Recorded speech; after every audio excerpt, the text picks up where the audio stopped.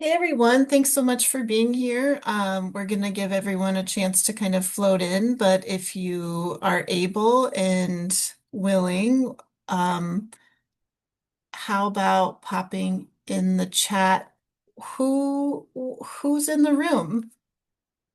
Do you or have you ever leased farmland, either as a tenant or a landlord? Or where are you at in your transfer, succession, or transition process?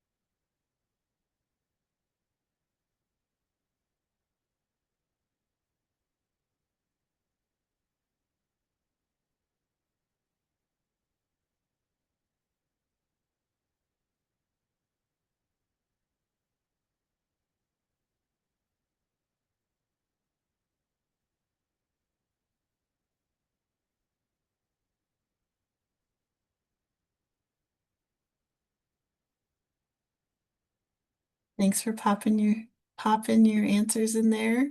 It's nice to mhm.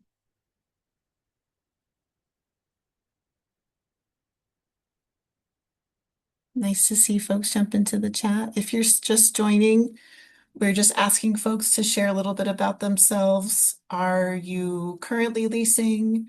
Do you have a tenant? Are you a landowner?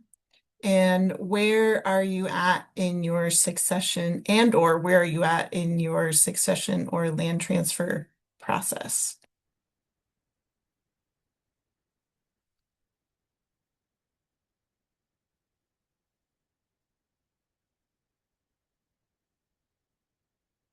That's great. The chat is flowing.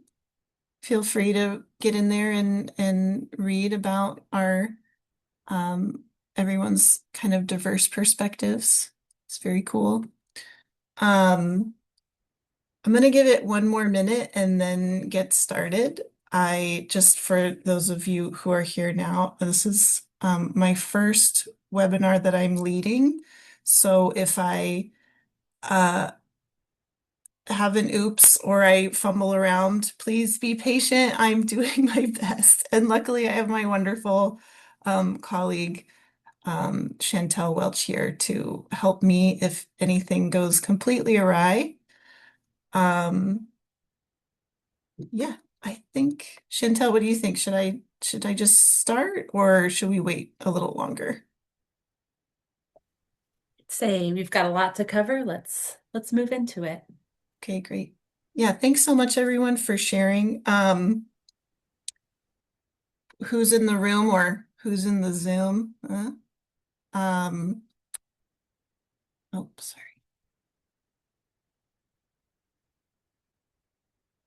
Just gonna close the chat. So thank you all for coming. This is Farmland Leasing and Succession Basics. Um, this is an intro to both topics and hopefully integrating making some connections between succession and leasing. This isn't a deep dive. There will be no legal or financial or professional advice given in this webinar, but hopefully we can answer some of your questions and get the juices flowing for your own processes. So it's really actually integrated, but basically I'm going to be talking quite a bit. And then we're going to hear from Zach from Dharma Ridge, who has a lot of experience at the intersection of succession and leasing and is just an amazing resource. And he'll be talking about his own experience, and then we'll be moving into some Q&As. So I just thought I'd give a little introduction myself. My name is Elizabeth, and I am a worker owner at Long Hearing Farm, which is a multiracial workers co-op and certified organic diversified veggie farm in the eastern Skagit County in Washington State. And this is a picture of myself and my wonderful mentor, Ann Schwartz. She and I started our own succession process in the summer of 2018, and we're still going strong. So I bring that farmer experience into this work and also yeah. And then I have an off-farm job. I have another hat. I have an off-farm job as the Pacific Northwest Land Transfer Specialist for American Farmland Trust. And my role there is to really support growers, producers, ranchers, landowners to identify and meet their succession and land transfer goals. And that looks really different across the board. Leasing is turning out to be a really important tool in the toolkit of succession and land transfer, and so is really motivated and to kind of offer something that connects the dots. So when we talk about succession, what are we really talking about? I feel like it's often um, kind of a misunderstood or maybe just folks tend to think like, oh, well, if I just do a workshop or I fill out a worksheet or do something, I'll leave with a binder and I'll have my succession planning done. But it's actually more than that. It's more than a will. It's more than creating a trust. It's more than a handshake agreement. It's really a series of activities that are overlapping and intersecting. It could look like addressing family disputes, planning for retirement, identifying and working with the next generation, deciding what heirs will receive, minimizing different tax liabilities, including estate and income tax.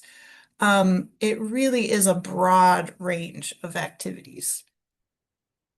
You can see from this chart, I don't know if you all can see, but this is a map of the United States, and it shows the darker the color, the higher the ratio is between farmers, farmers who are getting older and young farmers. So the more red it is, the more old farmers and the less new farmers to take on that land. So succession planning has huge consequences, not just for families and individuals who are looking for farmland, but also for the whole agricultural community in our region and around the country. Um, so it's pretty important to have a plan and to think about what the future of your farm is going to be, because if there isn't a plan, there's some serious consequences. Um, Parcels could get sold to pay for fees and taxes. Farmland can get converted into non-farm uses. Farm businesses dissolve as a consequence. And it can be harder for new and beginning farmers to start their farms. And this is something that when I work with farmers, I can see that potential for relationships to suffer if there isn't a plan. So it's pretty important.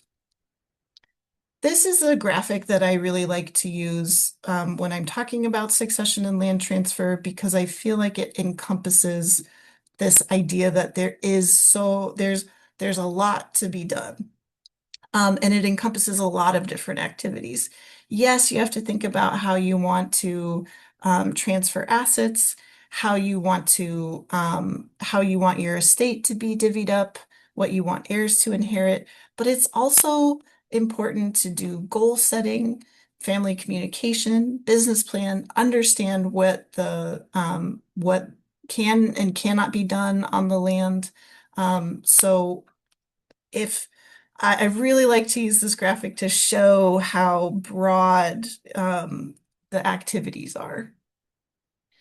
So now we're going to get into some story time, and we're going to dig into a case study with Farmer Sam to kind of connect the dot or start to get the conversation going about leasing. So, Farmer Sam is a vegetable grower operating on leased land for the past 5 years. Farmer Sam has talked with the landlord about a longer term agreement, either a long-term lease or an owner-sell agreement for the last 3 years. So Farmer Sam and his landlord have been in a conversation about succession, the future of the farm, um, for a couple years. In the past, the landlord has said Sam doesn't have anything to worry about. There's going to be long-term access for him. I think maybe you all know where this might be going. In October, Sam puts in $30,000 of garlic seed into the ground, planning to harvest next summer. In November, Farmer Sam gets a call from his landlord. The landlord was preparing the property for sale and wanted to let Sam know the lease wouldn't be renewed for the coming summer. Sam panicked. Would he be left without any access to the land, or, would he be able to harvest this really valuable crop that he'd planted just recently? So Farmer Sam called an attorney. He asked the attorney what the law would define as fair in this situation. And Sam was surprised to hear that the attorney wanted to talk about something else completely. The first question the attorney asked Sam was, what did you and the landlord agree to? When and how are you supposed to discuss the lease renewal from year to year? What do you think Sam said? If you said Sam and the landlord didn't talk about when the lease was going to be renewed, you're right. Sam and the landlord never agreed to anything specific.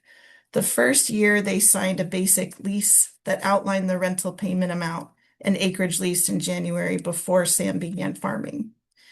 Each year after that, they sent each other texts in January just to confirm the rental payment amount, and this went on just kind of like they always had. More details about how exactly to renew their lease never really seemed necessary because what they were doing was already working. So, what I think is really important to take from this story is that the first source of authority for what's fair in a situation like Sam's is not statutes and regulations. It's an agreement of the farmer and the landowner. The law wants to honor the agreement of these two parties first and foremost. So the court would ask, what did you both agree to with each other? The court only wants to turn to state laws when people involved can't come up with their own agreement. So that's exactly what happened here. Sam and the landlord didn't have their own agreement for how and when to let the other person know the lease wouldn't be renewed. That means that they had to turn to state law to figure out what we do when people don't come up with their own. So the bad news for Sam, our poor garlic farmer, is that default state laws aren't written for garlic producers. He didn't have a lot of ground to stand on in terms of keeping access to his crop. So although the story turns out to be pretty sad for Sam, this is a silver lining for all of us in the room today. You can learn from Sam that farmers and landowners have some serious power. You have power. You have the power to create agreements that suit your operations and see those agreements protected in court.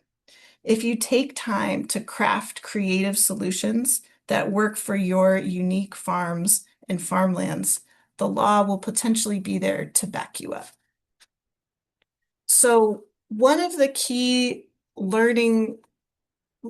one of the key things to take away from today is really that state laws address leasing land as a backstop that fills in for tenants and landlords that didn't come up with their own agreement. As you might hear said, if you don't have a plan, the state will have one for you. And that goes for estate planning too. You may not like that plan, and Sam sure didn't like that plan. Having to accept the state's plan is not ideal. It's reactionary. If we wait until something bad happens, we don't have a lot of choices. So instead of being reactive to problems with succession planning and with leasing, you can be proactive and prevent leasing issues from ever developing. By being in control, you can help shape the future you want for yourself and for your farm or your land. There's also another benefit to this, and we'll experience that benefit in right now. When you focus on being proactive and coming up with your own plan, you don't have to learn the detailed ins and outs of state agricultural leasing laws. This also means that I don't have to teach you state laws because I'm not a lawyer, and that you don't want me to give you legal advice. I'm just a farmer. Instead, I'm here to guide you in how to have a productive, proactive conversation that results in a clear for everybody and helpful lease agreement. So we're here to talk about how to create a lease that you can depend on to protect your operation and the land that your operation depends on. So how do we do this? How does this even happen? It's really important to talk. The path to resilience comes to farmland leasing in proactive agreements. Whether you're the landlord or the tenant, we are most resilient when we work together to decide what we want, considering all of our needs. It's also so important to think about leasing as a tool in the succession and transfer toolkit to clarify what your goals are, what your needs are, what you would like for the future, not just of your farm business and for the land, but also for you personally. Detailed conversation is an ideal way to discover what we want and what we need. And by talking, we can hammer out a plan. So you don't have to, this is great, right? You don't have to keep track of statutes or paw through regulations. You don't even need an attorney to get started, although you might need an attorney later. You just need to start with a conversation. So you might already be inside of a lease agreement, right? And you might be saying to yourself, okay, well, I know what the renewal is. I know what the rental payment is.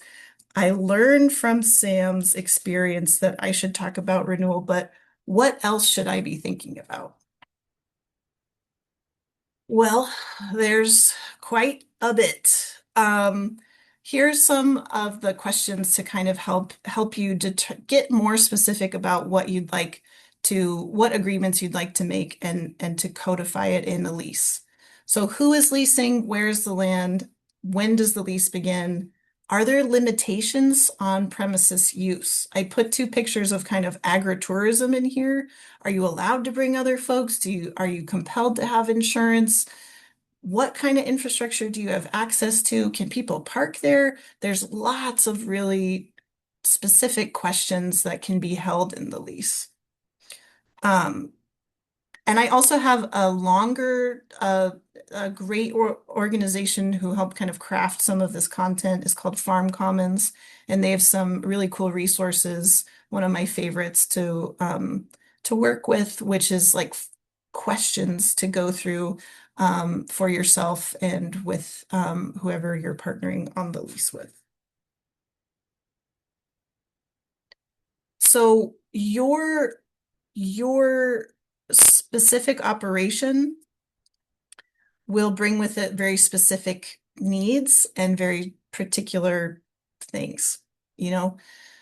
These are more general lease agreements. When does the relationship end?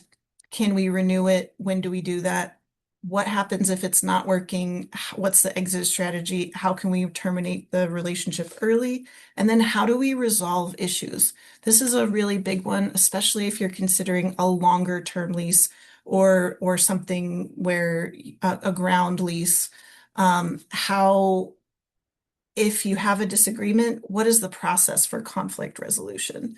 And I can maybe if anybody has questions about that, just pop a question in the comment and I can cover that in the Q&A session. So now, this is farmland leasing. Oh, what are your payment terms? That's a really important one. How much and when? Folks have a variety of different goals when it comes to payment terms. I've worked with folks who are working on $1 a year. I have other folks who say, well, I just want at 20% of whatever the profit is. There's folks who just want to pay their property taxes. There's lots of different ways to determine the rental terms. So now we're going to get into some details that are specific to specialty crop producers and livestock producers. So these are specific things to think about when you're assessing or sorry, when you're determining the terms of your lease. So are there any limitations on species, breed, number of head? Are there going to just be only bulls, only heifers, only dairy cows? Are there stocking limitations for grazed areas? Are there gates that need to be closed, opened, maintained, replaced, kept in good repair? What about fences? Are there agreements about who maintains what fence and where? Proof of vaccination, maybe proof of risk management for other, livestock contagious diseases. What are the consequences for breachy animals? And then this one's really good, use of ATVs, horses, trucks on the property, and who's going to maintain those roads. For Zach and I, this is as veggie producers, this is more of what we're thinking about. Um, what about perennials? How are you going to create enough security in your lease to protect you of this for this big investment? Perennial crops, often you won't see a return on investment for many years. What about infrastructure, hoop houses? Irrigation, where's the water going to come from? Is it your responsibility to fix the pump when it breaks, or is it the landowner's responsibility? Are there any expectations around weed control? This is one that I'm excited to put into my lease in the future because my landowner has been kind of like uh, a little bit inconsistent with her expectations. Um, does the tenant farmer get any um, benefit from sustainable agricultural practices like soil health building? Are there any restrictions on fertilizer, pH adjustments, organic matter? And then, you know, veggies take a lot of labor and you gotta pack them out and clean them and process them. Is there going to be any access to packing and cleaning areas? Where and how? Storage facilities, same thing. Storage for equipment and implements. If you're like me and you farm in the floodplain, is there a place where a flood-free storage? And then this one's really important, sales, events, volunteers on site. So you can see that there's a lot of things to talk about, right? To really sit down and cover, you might need to break it up into some smaller chunks, um, to make sure that you have all the bases covered for your agreements. So I'm sure you're like, I just came here because I really want a lease. What's all this? Why do I have to have all these conversations? Um, we've talked quite a bit about the issues that farmers and landowners need to agree on to build legal resilience. This idea that if something happens, you have a plan, you've already had a conversation. Um, but what about the lease itself? Because sometimes, bad things happen. You've planned for X and Y happens. Despite all your efforts to come to an agreement, many farmers look to leases for protection, not just proactive avoidance of problems. So how does this emphasis on conversation help to protect us? Um, it's a really good question, and we're going to explore it in two different farmer scenarios. And we're going to kind of compare and contrast where to put efforts when it comes to legal resilience. So it's back to story time. We're going to do two case studies. I'm going to talk about two different farmer situations. Farmer Ash has a landlord, landlord Isaac. Farmer Ash is leasing land from landlord Isaac. Ash comes to her first meeting with a two-page lease template that she got from the public library that covers the basics, right? What, when, where, how, and how much money is the rental payment. Landlord Isaac reads it and has a couple questions. They talk for about 10 minutes and they sign this document.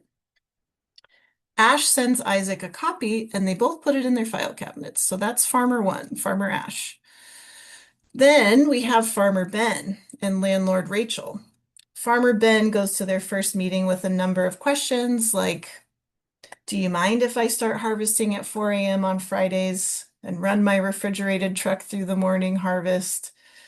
I need a certain flow rate for my irrigation equipment. I need this amount of pressure, and I think I'll use about this amount over this course of the season. Does that work for you?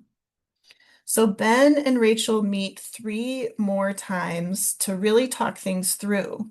They get a good sense of what each other each need and how they communicate. But by the time but by the time they're done having all these great meetings and conversations, the season is well underway and they were going to write it down, but they didn't really get a chance. So Ben had lots of conversations with his landlord, but didn't ever get a written lease down. Contrasted with Farmer Ash, who had a kind of boilerplate lease template, signed it. That's what we're talking about. So now it's summer. And things are starting to fray at the edges a little bit. Farmer Ash and Farmer Ben both want to try some on-farm sales. It's been really rainy. Farmers markets haven't really been working out for them. Farmer Ash never asked about on-farm sales because the lease template didn't mention it. But Farmer Ben did ask the landlord, and she said it was fine, but they didn't get it in writing. So who do you think is more resilient overall? Who is going to have more success dealing with the unplanned conversation of on-farm sales? And feel free to pop it in the chat. Got Farmer Ben, who has a good relationship, open and honest communication with their landlord, and then Farmer Ash, who's relying on her written lease statement.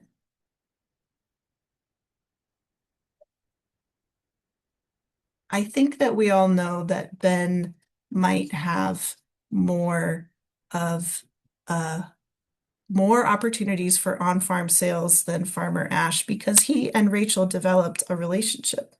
They've come to understand what each other needs.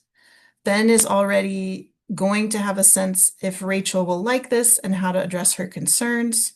Farmer Ash actually doesn't know a lot about landlord Isaac and about his concerns or whether Ash will appreciate her need to sell farm products. So I would argue that Ben, even though he didn't sign the lease, is still in a better position to be successful with his farm. Of course, service providers want, like me, want both, right? We want leases that are thorough and they want leases that are written down, but we live in a real world and sometimes we can't have it all. So you can assess your own priorities. You know your relationships, your neighbors best, but think about where your risk is coming from and your best ways to address it. So, oh, we just did that. Sorry, business slide. Um, Here we're gonna veer back into succession world and we're gonna talk about, okay, well, what if I can't have a really nice conversation with my landlord? What if I don't feel like I can have open and honest conversation? We can't just work it out. Um, Communication and conflict resolution is going to be a huge piece of your lease and succession process. Conflict doesn't necessarily have to be a negative thing. It can just be, sometimes there can just be a miscommunication or just a hard conversation. So I don't know if anybody has seen this iceberg image, but basically the concept is we don't always get to see what's underneath the surface, right? So often we're seeing the issue, We're seeing the opinion or the stance or the position that folks are coming from. But what do you think is underneath the surface? I don't know if you guys want to pop it in the chat. What do you think is going on underneath the surface? So someone might say, well, I want a long-term lease so that I can grow perennial crops. And I can't do it if you don't give me a long-term lease. What do you think is going on for them underneath the surface?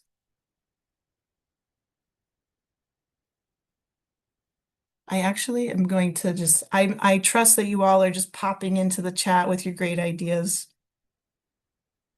The what is usually underneath the surface are hopes, fears, desires, expectations, needs, beliefs, kind of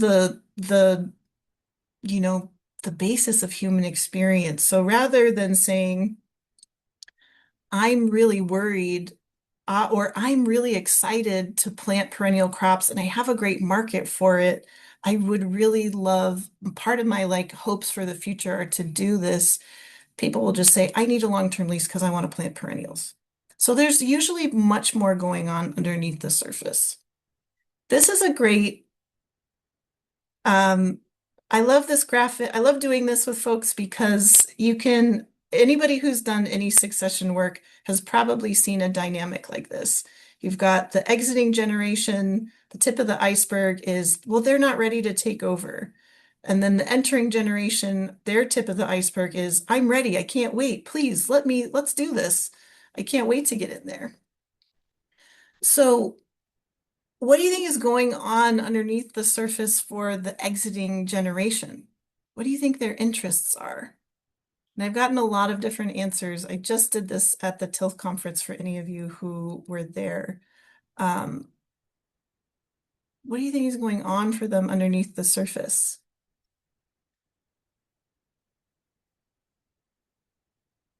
Legacy, sometimes worried about letting go of control, their identity, um, staying relevant and involved, being attached, having a relationship to the farm. So what do you think is going on underneath the surface for the entering generation? And maybe I can do this easier. I am the entering generation, right? I can understand what's underneath the surface of the iceberg. We want to be respected and taken seriously. We want to plant our perennial crops. We want to be able to decide which pump we're going to replace. We want to be able to decide if we're going to change the production system.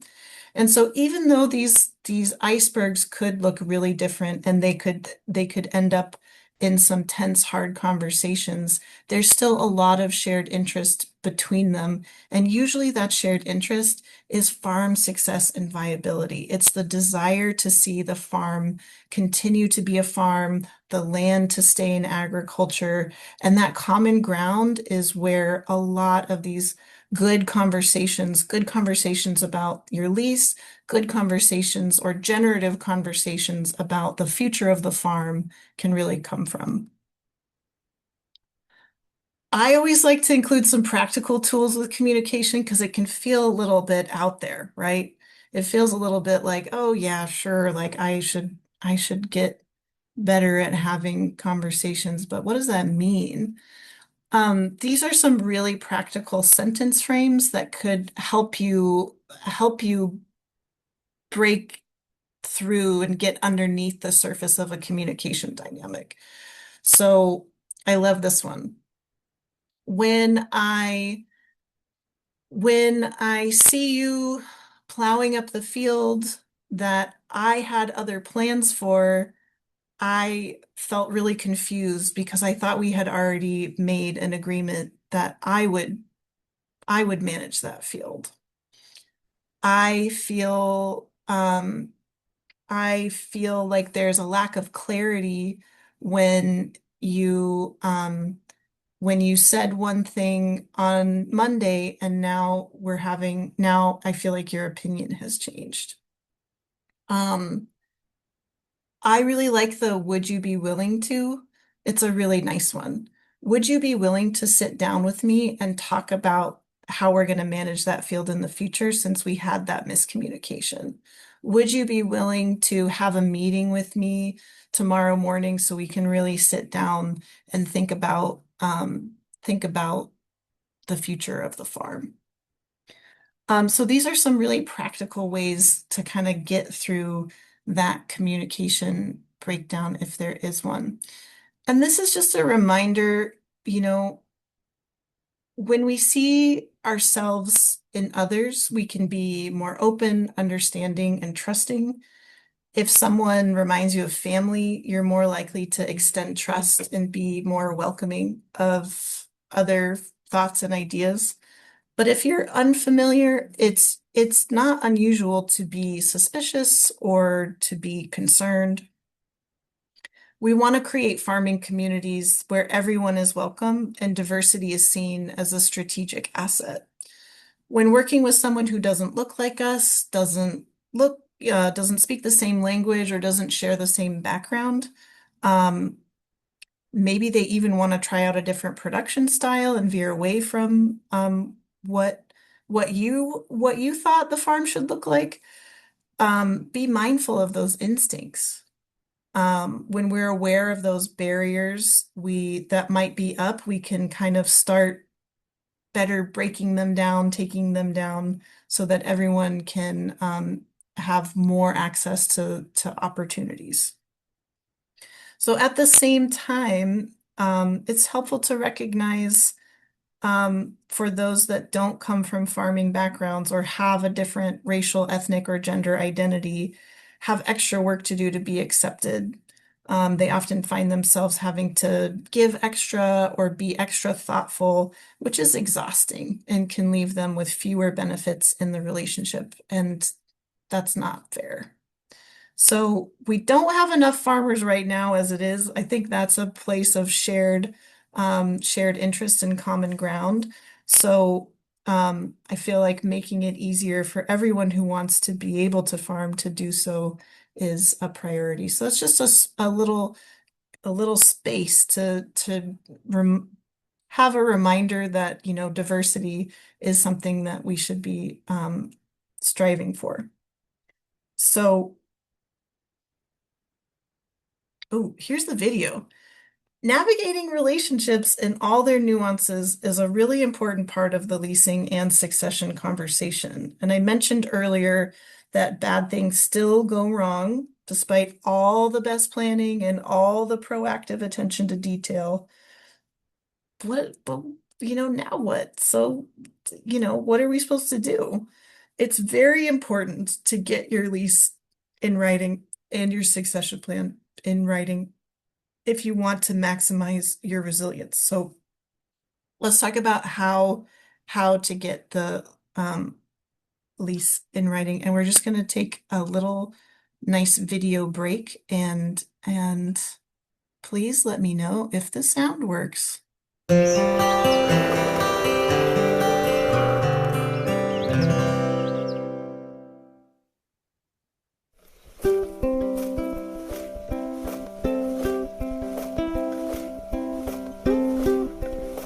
When you want to farm and you don't have land, any potential land seems like gold. You're so eager to wanting to farm it that you're willing to put yourself in a really risky position. I don't have the capital to purchase land, so the most obvious option is to lease land. I knew of this one particular landowner who has land nearby. I had a verbal agreement with her that I would be farming there. Farmers, by and large, prefer to do agreements that are verbal. It feels more trusting and more familiar.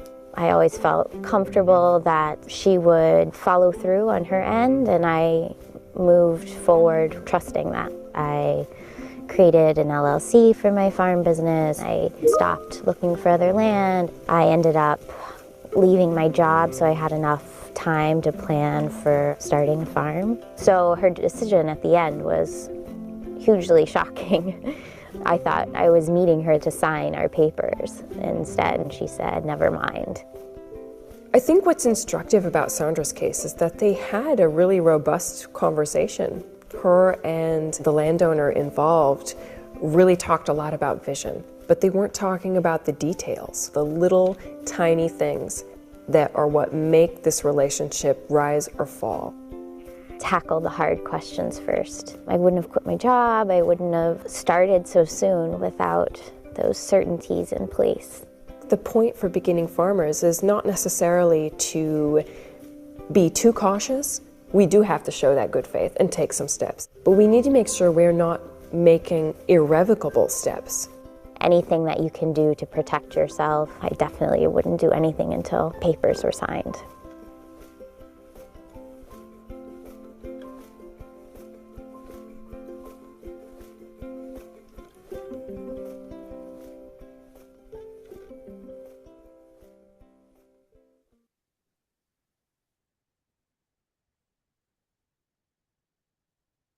So that's just a little video to kind of talk about another case study, right? To say, well, don't do anything until you have something in writing. And I'm sure that your instincts probably told you that a lease should be in writing. And I'm here to confirm that yes, writing down your lease helps you in several different ways. It can just preserve memory. Um, we often forget what we talked about 3 months or even 3 days ago. Writing down helps remember, and writing gives us something to turn to if our memories do end up failing us. Second, writing down your agreements can create more clarity. Sometimes when we work together verbally, we think that we're using the same words, but inevitably other folks have different interpretations. So only when things get on paper do we realize it wasn't as clear as we thought. It's easy to imagine two people negotiating with words like, sure, that's fine if you want to use part of the pole barn that you're already using. But when we try to write that on paper, we start to think, hey, wait, which part of the pole barn did we actually talk about? How are each of us perceiving the part that we were already using? Because I might think that I use the bathroom and the back entrance and the fuel storage area, and you might not think that I do. And thirdly, yes, you can enforce it. Verbal leases, especially for those more than 1 year, are much harder to enforce. But the fact is that most farmers and landowners would much prefer to hate each other forever and ever than go to court over a lease. Often this is like giving ourselves the ability to do what we will never choose to do, but still it's important when it gives us confidence and security. So I think we all know farmer relationships or just neighborly relationships that have kind of deteriorated. They're never going to go to court, but I think that the enforceability just gives that extra security. So hopefully I've impressed upon you the importance of writing, of clarifying your agreements in your lease thoroughly and getting it all in writing. So how are you going to do it? How are you going to write this lease? It's not hard, and as I said earlier, you don't even need a lawyer to get going. Make a checklist. Assemble a checklist. Make a list of all the issues you want to cover in your lease agreement. Then, after you decide what you want to talk about, you can start working through those conversations. Once you and your landlord and tenant agree on how to handle that issue, write down what you agree. If the lease is not going to be renewed for the next growing season, the landlord will tell Sam on or before October 15th. If October 15th passes and the landlord has not issued notice of non-renewal in writing via personal delivery to Sam's address, the lease is considered renewed for another 1 year period. That's a real clause right there. The process of writing down the decision does sometimes force us to add in more detail and nuance, which is part of the objective.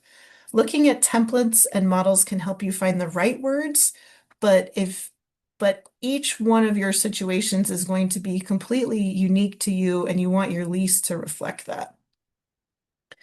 The last step is to rephrase these points of consensus as a document. Usually this looks like putting the word lease agreement at the top and then listing names, addresses, and crafting each point of consensus so it reads like a coherent list that we're going to do for each other. We often group like items together. So for example, first we list out what property is being leased and the agreeable, the allowable or prohibited activities. Then we have a section about obligations like rent and insurance, so forth. It takes organizational skills and attention to detail, but it's very much within the skill set of almost all farmers, ranchers, producers, and landowners. Okay, now and you could go to an attorney. An attorney will love to receive such clear direction for exactly what you want in your lease agreement. Most attorneys will charge by the hour, and their rates tend to run from about $200 to $400 per hour for the service. You can expect it to take 4 to 8 hours or more, depending on the complexity of your situation. Now, the attorneys are not designed to help you set your goals and create your vision. Attorneys are not necessarily even there to create consensus between two parties. I always get a few giggles from that. They really are designed to help you have a document, an agreement that reflects your goals and vision and has legal precedent behind it to make it enforceable. I can say that the more you do of this kind of goal setting and conversations and talking it out, whether we're talking about succession, leasing, or the intersection of both, the more digging you do personally and with everybody who's involved, the less money you will have to spend on a lawyer, the less time you'll have to spend on a lawyer, the less resources. So let's say you did it, you followed the steps, you made the checklist, you got it all written down, you put the document together, you sign it. And you can use a notary. It isn't required, and I can't remember off the top of my head if it is required in Washington, but it gives you added protection against forgery and any forgery in like the broad sense. It just really solidifies the document. And then, especially for a long-term lease or a lease that has some more complex clauses on it, recording your lease agreement with the county lands record office. So in particular, if the land gets sold or it goes into bankruptcy, this gives someone the next owner, there's kind of like an active, like a little like, hey, this land is being leased, so that folks know that there's a lease on the property before they purchase it or if the bank takes it over. So that's my long spiel over. Thank you so much for your attention and helping just thank you so much for your attention. I know that was a lot of talking. Now we get to hear from the wonderful Zach. Zach and I are going to have a conversation that hopefully makes some of these dots connect between succession and leasing. Zach, can you come off mute? There we go. That should work. Hey, All right. Hi, everyone. can you just introduce yourself, Zach? Just give us a, a really zoomed out view of your farm and yourself, and give us a brief summary of how does your situation relate to leases, succession, farmland access? Sure. My name is Zach Wailand. My family and I farm about 80 acres of produce on 2 farms. We have our home farm, which we own now, but leased for a number of years before finalizing a deal with the previous owner, where the land trust was also involved. And then we lease part of another farm where we have about half of our operation right now. So I think as far as succession goes, working with the previous landowner at our home farm was really a pretty interesting experience. His family had owned the farm for maybe 60 years or so. He was definitely very attached to it, very attached to the idea of his legacy out there. The farm was kind of slated to go to his daughter and son-in-law, but there was a tragedy where they both passed away. So it was kind of like a sudden up in the air situation for the farm. So basically after that tragedy, the farm passed hands between a couple different leases for 2 or 3 years. We started subleasing one of the fields out here for a year and then took on the lease on the whole farm after that. At the same time, we also rented a house on the farm and moved off of our prior property and kind of moved our whole operation out here. During that time, John was working with the land trust to secure an easement on the property. But that was all kind of in the works. So we started off with, I believe it was a 5-year lease, with the idea that at the end of that time, we'd work towards a transfer of ownership. I think that extended on beyond that for maybe potentially 7 or 8 years before he was actually really ready to let go. And then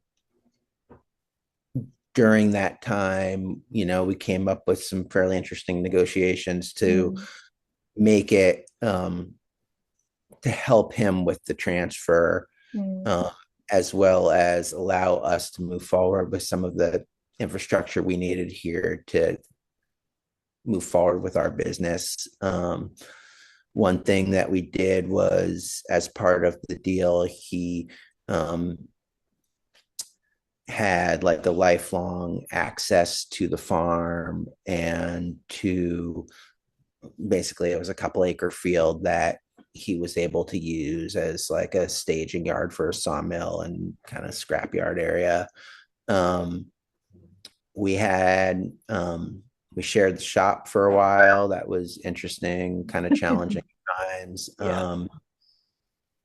But all in all, it was a pretty good experience. It took a lot of patience. But I think with any sort of situation where you're looking at transfer of property that's been in a family for a while, you need to have patience for that, because it's a hard one for anyone to let go of.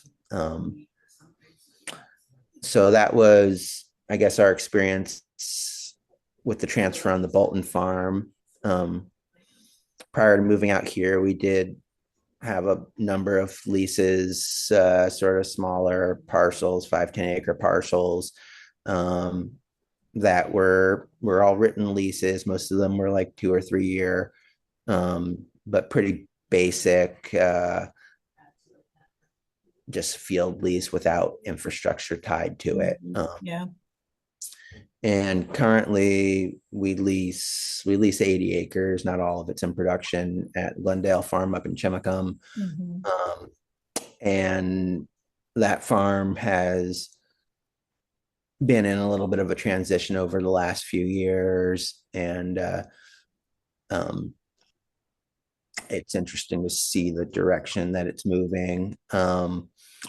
And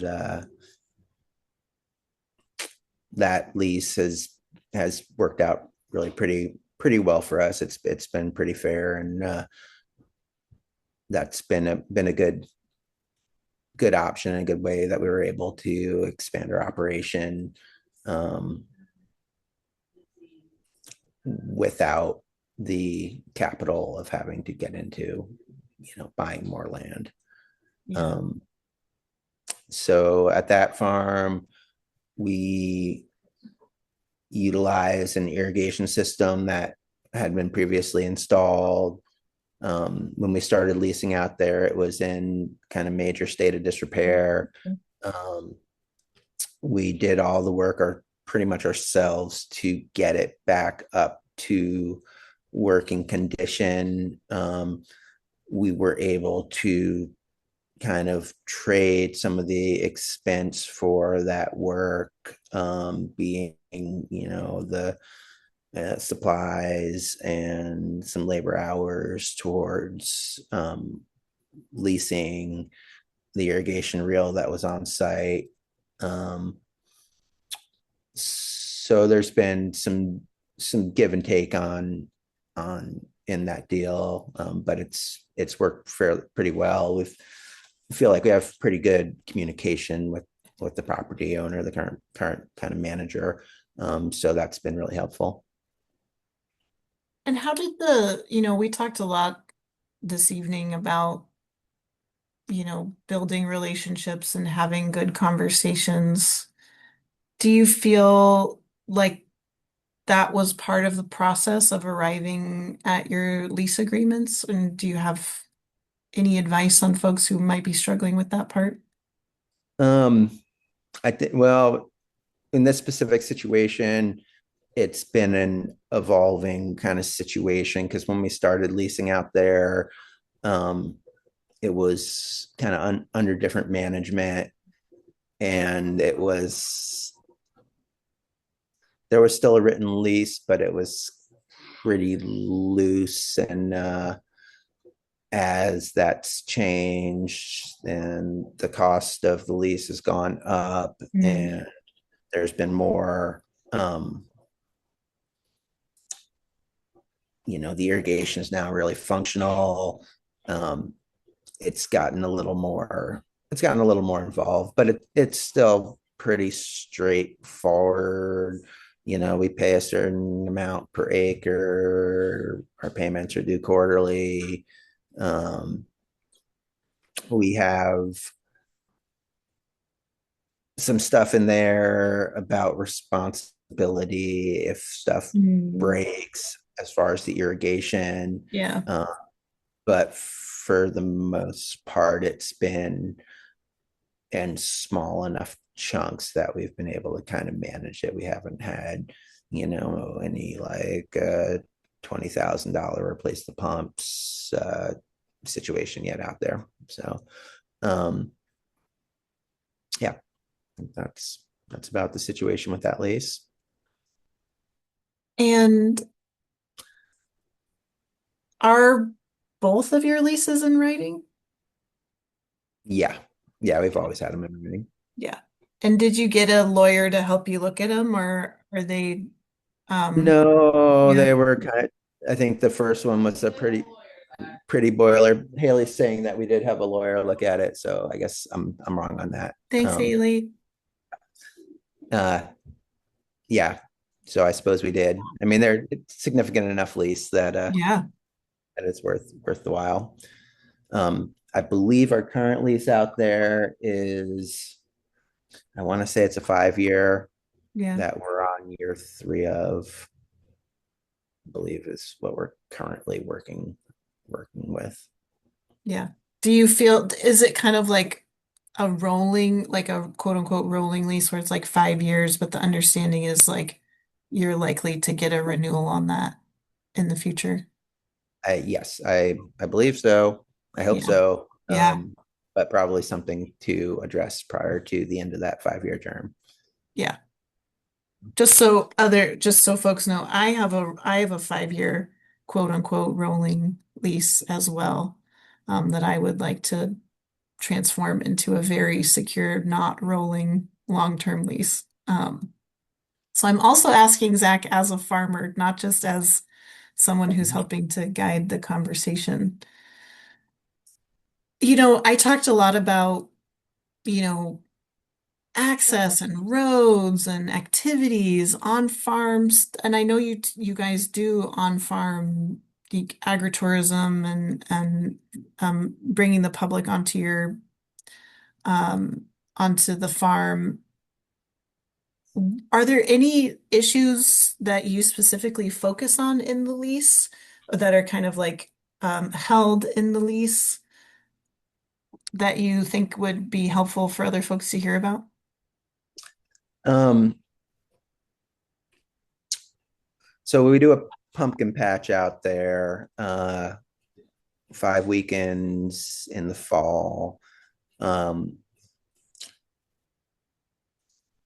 I probably should review my lease on this one because I believe that when we started up the pumpkin patch, that was post when the initial lease was done.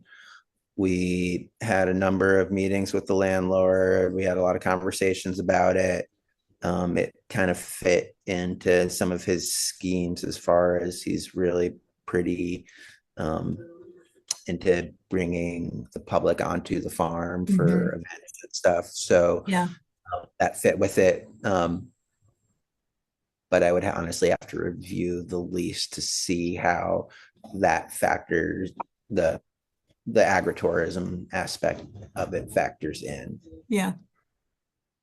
Because other than that, we pretty much all of our product that we grow there gets hauled back to our home farm. Everything gets shipped from there. All of our pack house, wash line facilities are all at our home farm. So mainly that farm is a production site basically. Any other things that you guys decided to put in the lease that, you know, would go beyond the kind of um just what you might see in a lease template? Um, Honestly, not really. Yeah. But it Yeah, sounds and like you have I gave a lot of examples of farmers and their lease situations, and I feel like I'm hearing that you have like a really open line of communication with the family that you're working with and that you have a lot of alignment. So that's great. I think that's all good, but I think this is definitely a good reminder that having stuff in writing is important, and then Yeah. it's a crucial tool to be able to kind of protect your interests and what you're doing. Yeah. So worth a review and maybe update.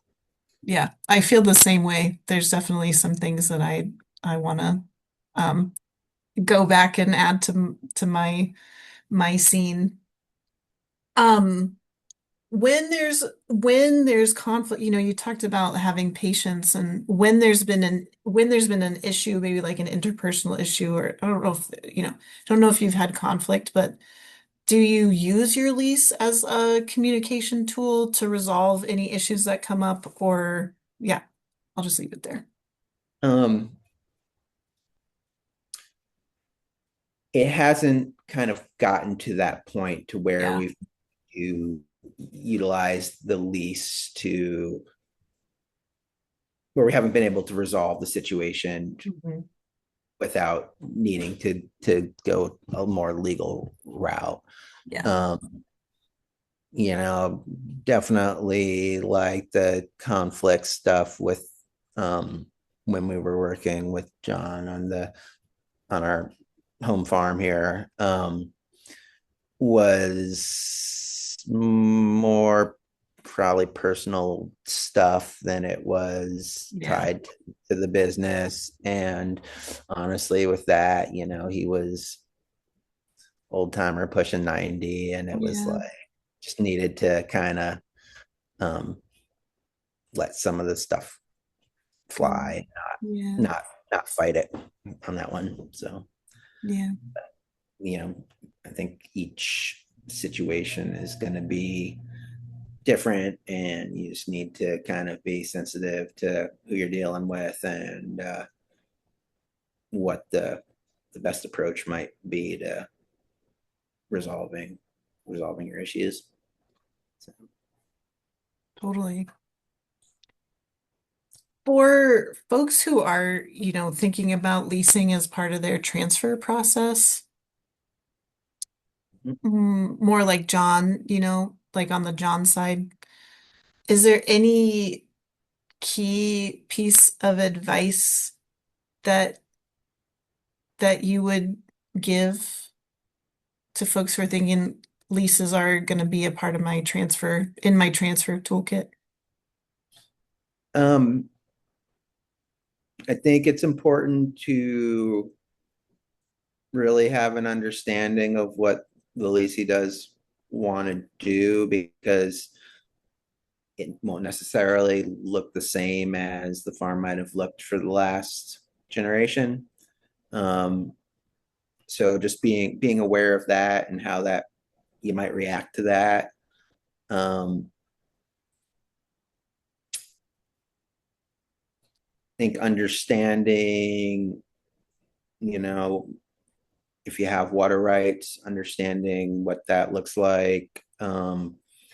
If they haven't been being used, what is the process? Is there a process to bringing them back in? I know it's, if you're thinking, if you have a farm that maybe has been in cattle and hay and hasn't necessarily been irrigated, and you're thinking about leasing to a specialty crop grower, Yeah. uh, that's really going to be a different use of the land. So just kind of understanding what that's going to mean. On the same note, if you're as a leaser, um, especially crop growers are going to probably be able to pay more per acre than someone who's looking to graze cattle. So depending on your financial needs and what you need to get out of the property, um, that will might affect what you would think about, how you would think about leasing it. Yeah. I'll echo that as with my AFT hat on. Um, Understanding for folks who are thinking about leasing their land out and thinking about having that be a part of their land transfer situation, just understanding what your goals are for leasing it out. Are you hoping to receive some financial benefit? Is it mostly coming from your values? Is it a combination of both? Because it will determine who ends up potentially on your property. If paying your property taxes and a little bit more is what you're interested in, then yeah, a specialty crop grower is able to, um, theoretically, um, gross more per acre than some other types of producers, for sure. Um, Chantel, I might ask you, that's my prepared questions for Zach. And now, I don't know if there's been any questions that have come up throughout the webinar.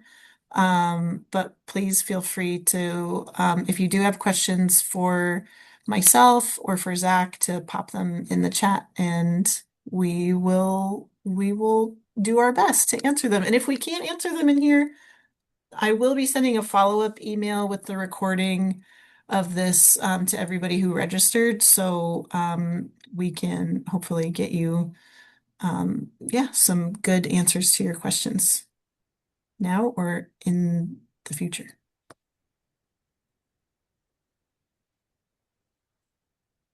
Yeah, we do have a few questions in the chat. The first one I saw in there was from Misha about she'd love to hear about folks using or not first right of refusal option. And Misha, feel free to jump in and elaborate if you'd like.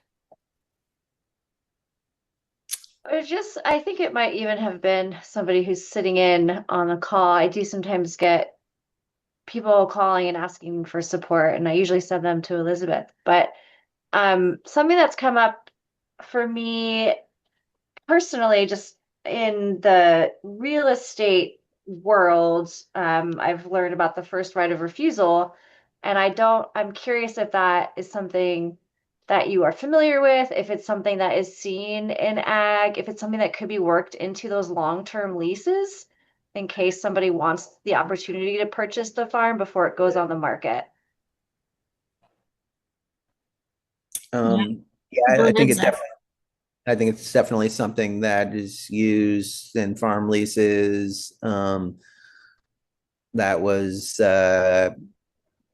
part of our lease from John Bolton at the home farm, and I think it's a great way to get some security on a lease if the option's there. Yeah, thanks for your question, Misha. That really, I feel like that, um,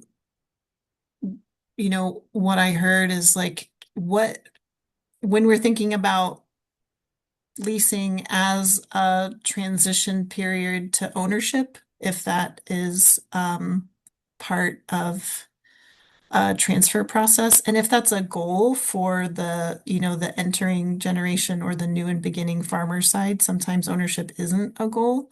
But if it is, the first right of refusal can be a very strategic move. And again, it's like, part of it is having it in writing, right? Having it be clear, having everyone understand the same words. And a lot of it is the relationship building and the communication on the other side. It's like, let's say my landowner, something really devastating happens to her and she can no longer manage her property anymore or own her property. Then I have a relationship with the person who is going to inherit the property. And we've had conversations and we know each other. And does that mean that he would sell me the farm? Maybe not. But, I think that it makes, when we think about resilience, it does make even like a clause more resilient if you've kind of if you've built out that option for yourself. So yeah, I think it's really interesting. And when I send out more information in the follow-up email, I can just add it's definitely like in farmland lease templates and that kind of thing. And it's really cool, Zach, to hear you like you did it, which is so cool. Yep.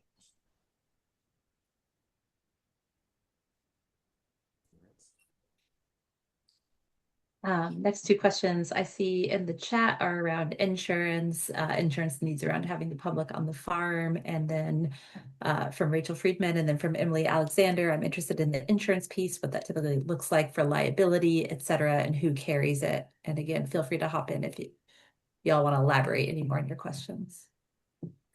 And Yeah, thanks to Misha for doing some answers in the chat. we carry a liability policy that we need to carry for dealing with the wholesalers and stuff as well. So, but I think I want to say it's a $2 million liability policy.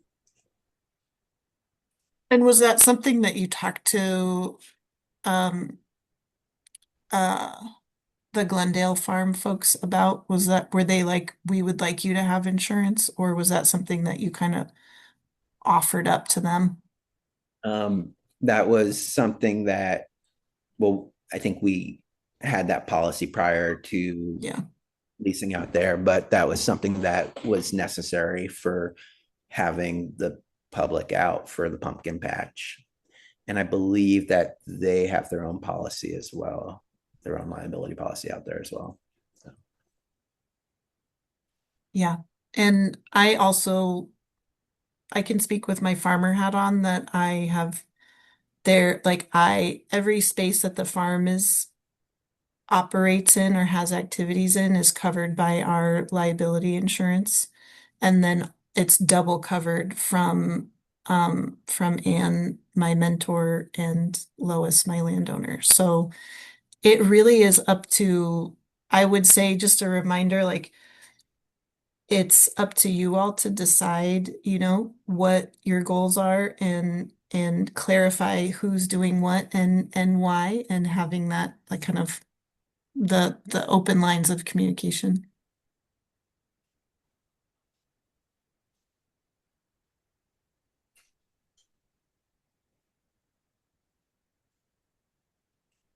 Catherine has a couple of questions. The first, it would seem to me that the terminology and topics to be covered in a lease are consistent across the US. Can you answer that in general terms? That's a better deep dive question, I think, for the follow-up email. There are state-specific laws around leasing, but many clauses are, for example, I've been sending a mediation clause out a lot to different folks who are considering leases as a part of their transfer process. So a mediation clause is let's say we can't work it out over coffee or on a walk. What happens then? What happens if we can't um, just resolve conflict on our own? And the mediation clause is a way to say, to draw on a tool that's really amazing that's offered from the USDA, which is free mediation services for farmers for up to 4 hours. We have that in Washington State through the Fulcrum Dispute Resolution Center. So to add just a clause that says, if we can't work it out, so and so will call the local dispute resolution center within 30 days of the conflict, and we'll try it that way. Um, so I think that's a good example of something that can be translated across different uh that can be kind of like a zoomed out view, but there are state specific um things that I will send up in the follow-up email. Good question.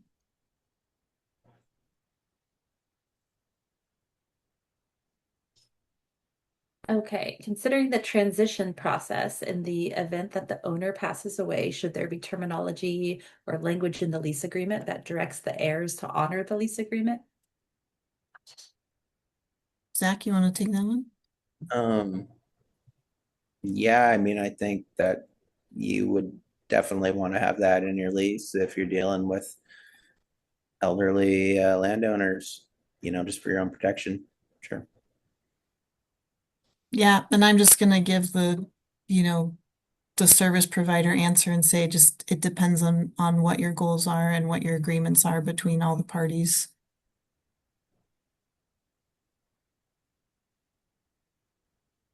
There's a question, do you mind sharing your monthly rates for insurance? And I don't know how much those vary also, and if Misha, if that kind of information is in the resources you were sharing. You'd have to ask the wife. You'd have to ask QuickBooks. I don't have a monthly breakdown. But I bet between Misha and we can do some digging and give folks a better sense. And if not, I am happy to send out some like farm insurance providers. That's something that we can offer kind of referrals to and just get a quote and get a sense. Again, sadly, a lot of this information is so specific to farm businesses and the activities that happen within the farm business that it's really hard to give a general answer to. Also Zach and I are very, in terms of the farm, like Zach's a really big farm and I'm a really small farm. But we both grow organic vegetables. So we wouldn't be able to speak from our own experience about like, you know, livestock or other types of production systems. But these are Yeah, I great can just questions to add, ask. Sorry, Chantel. Oh, sorry, no, Misha. it's Misha. I'm just jumping in here. Hi, everybody. I work at Washington State Department of Ag in the Regional Markets Program, which is why I'm so noisy.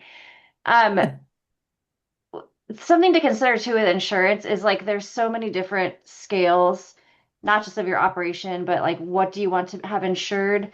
So, maybe you're selling at farmers markets and the bare minimum is you're going to have a policy that protects you during the farmers market. So that's like farmers market liability insurance. And then if you want to have product like liability protection in case somebody gets sick, if you want to have any protection in case somebody comes to your farm and gets hurt, which highly recommend if you have people on your farm. Also, LLC protects you a bit. So, like, these are all like 1 hour each plus workshops, but we do have a lot of resources. If you're doing poultry or livestock, those products have different types of insurance. And then agritourism, it just really, really varies. And Yeah. so, I don't think you're ever going to get an accurate estimate just from one of us. But as Elizabeth said, there are various providers that we can't personally recommend, but we can say we know they work with farmers, and here's some contact information to get you started. And definitely get some quotes and shop around. Yeah, I can speak from my farmer hat on. I've had to shop around for my insurance provider for many years before I found someone that I work really well with. So, that goes for any, I didn't get to do my plug for like building out your succession and transfer team, but shopping around and trying folks on and seeing what works is important. And it's really hard to find folks who understand farm businesses and also provide these, expert professional services. So sometimes it can be a little hard, but it's worth the work.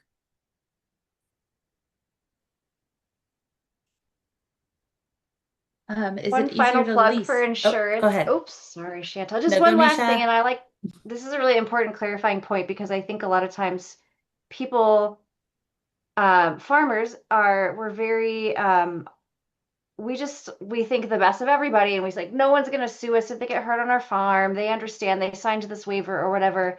But it's actually not the person who wants to sue you, it's their insurance company. And so Yeah. I just want people to have that mindset of being like, this person is great and I trust them, but I cannot trust the insurance company that is going to have to pay any medical bills if they get hurt. And so that's what you're protecting yourself from. Such a good clarifier. Um, is it easier to lease with an LLC than it is without already having one set up? Oh, that's such a good Which question. comes first?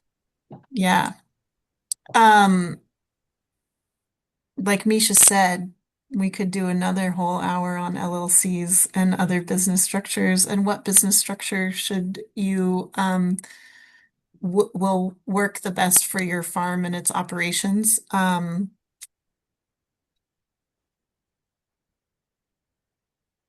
don't know. What do you think, Zach? What business structure does your farm have right now? We're an S corp. Oh, Um, cool. and honestly, I'm really not the guy to ask on this stuff. Like my wife really does a lot of the insurance kind of business end of the stuff. So she would be the better person to be sitting here for some of these questions. You're doing great, and we really love having you here. Um, I have opinions. great, Misha, go for it. So leasing or not leasing, I really recommend people look into an LLC. Um, the main benefit of an LLC, so for most folks that are small farmers, you're still considered a sole proprietor by the IRS, even if you have an LLC. But what you're doing is you're protecting your personal assets. And if you're leasing land, maybe you don't have that many personal assets, but think about maybe like personal vehicles and equipment and things that are sort of unrelated to your farm. Or if you're purchasing a farm and you live on the farm, it separates your house from your agricultural buildings and infrastructure. And if your business ever was responsible for something, an injury or again, where you got sued, it would remove your personal assets from being part of that suit. So that's for me the main reason to have an LLC. There isn't a tax benefit in this case if you're a sole proprietor. And to get to an S corp where Zach is, like you have to be a pretty big business. So for, yeah, it's an income thing. So for most of us, we're going to be in that sort of small sole prop LLC. But it is really just, again, about protecting some of your personal assets, separating them from the business side in case there is some liability risk there. And I'll just add on to what Misha's saying. There's a lot of cool stuff you can do between with business structures and lease agreements. I don't think I gave a big enough plug in my talk about like there's a lot of options here. There's a lot of creativity that you can use, especially if you have the right team around you and the right resources to meet your vision and your goals. So coming up with your goals, your vision, the purpose of what you're doing first will help the tools that you choose, the legal and financial tools that you choose, reflect that. And we'll send out more information. Yeah. Also plug for Farm Commons. We'll be sending out a lot of Farm Common stuff. And Farmland Access Legal Toolkit is one of my other faves. Any more questions, Chantel? Oh, she says yes. Okay, maybe we'll take one or two and then Yeah. end, and then I'm happy to stick around and keep answering questions. I don't know if Zach is happy to keep sticking around. Don't feel like you have to, Zach, but if you want to, that would be great. Yeah, there's just one more in the chat from James Smith, and James might need your help clarifying here. Has the concept of establishing a partnership relationship with the younger farmer and the landowner farmer, with the goal of the younger farmer eventually taking over the farm? So I might be losing the question part in there. Are you asking if that's something that's commonly done, James? I'm not real Zoom savvy. Can you hear me? Yeah. Yes, you're good. Oh, okay. Well, I'm older and I can't do as much as I used to, but I own land and I have capital and I have equipment. Um, so I was kind of thinking more in the terms of rather than leasing the land to somebody, then they have to bring their own equipment and capital to bring in somebody who would put up basically labor. And so that would be their investment. And then we just like form a partnership. And then as we get older, my wife and I get older, we will do less and less, obviously, but we'll need somebody to take care of us. And then when we pass away, they could just continue on with the farm because we don't have children. James, I think that you've come up with a really strong start to a transfer process. I think that you can, I can draw out a few different goals from there. Like you have a successful farm business, you have equipment, you have capital, you don't need anyone to necessarily purchase it from you, but you're looking for someone to become integrated into your farm business. And there's lots of different ways to kind of to integrate that next generation. And if you'd like some more support, kind of thinking through kind of fleshing those goals out and thinking about next steps, I'd be happy to have a conversation with you offline, or I can refer you to some other folks too who could help you get there. Yeah, it sounds like a good idea to me. Okay, that was pretty much why I signed up for this thing, not necessarily to lease out my land. Yeah. Yeah. Well, I hope that now you know a lot about leases, even if that's not what you came for. But I'm glad that we could get your question answered. Okay, thank you. Yeah. Okay. Well, I will wrap us up. Um, and Chantel, maybe you can pop the evaluation in the chat. Um,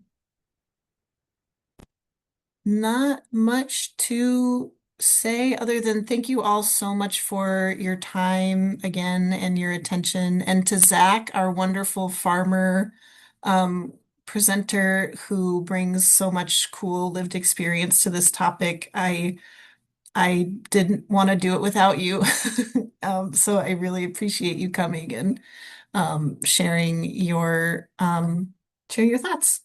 So yeah, I will just give a plug for support. If you all have remaining questions or you're thinking that you would like to kind of pursue some of the goals that you might have identified here today, that is exactly what my job is. I work with farmers, landowners, producers, ranchers to help them meet their own succession goals by helping them access resources, doing the, you know, fleshing out what their goals are, and then also helping them figure out what the next steps are and keeping them accountable to those next steps. Being an accountability buddy inside of this process is really, I've seen it work for folks, and it's on offer. Here's my email address.